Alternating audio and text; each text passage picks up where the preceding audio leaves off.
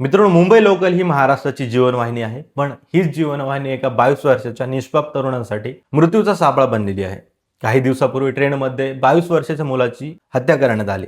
विचार करा, ज्यांचा तरुण मुलगा सकाळी घरातून सुखरूप बाहेर पडतो आणि संध्याकाळी त्याचं प्रेत घरी येतं. पण हा प्रश्न एका हत्येचा नाही आहे. हा प्रश्न आहे आपल्या सुरक्षेचा. हा प्रश्न आहे महाराष्ट्रात येणाऱ्या लोकांच्या अनियंत्रित गर्दीचा आणि ढासळलेल्या कायदा आणि सुव्यवस्थेचा. आज प्रत्येक नागरिक एकच प्रश्न विचारतोय, या निष्पाप मुलांच्या मृत्यूची जबाबदारी नक्की कोणी घ्यायची? आता अनेक जण म्हणतील की संविधानाने देशामध्ये कुठेही फिरण्याचा आणि राहण्याचा अधिकार दिलेला आहे. मान्य आहे, अधिकार सर्वांनाच आहे. पण मग आंतरराज्य स्थलांतरित कायदा 1979 नावाचा जो कायदा आहे त्याचं काय? नियम काय सांगतो? जर दुसऱ्या राज्यातून 5 पेक्षा जास्त कामगार कंत्राटदार आणत असेल तर त्याची अधिकृत नोंदणी स्थानिक प्रशासनाकडे आणि पोलिसांकडे झालीच पाहिजे. पण आज आपल्या राज्यामध्ये काय चाललंय?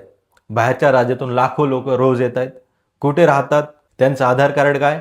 त्यांची गुन्हेगारी पार्श्वभूमी काय आहे? याची कोणतीही नोंदणी स्थानिक पोलिसांकडे नसते. राज्य सरकारकडे संपूर्ण अधिकार आहे. सुरक्षेच्या कारणास्तव महाराष्ट्रामध्ये येणाऱ्या प्रत्येक व्यक्तीचे पोलीस व्हेरिफिकेशन सक्तीचं केलं पाहिजे. जोपर्यंत कंत्राटदार किंवा मालक त्या कामगाराची संपूर्ण जबाबदारी घेत नाही तोपर्यंत त्याला राज्यामध्ये काम करू देता येणार नाही.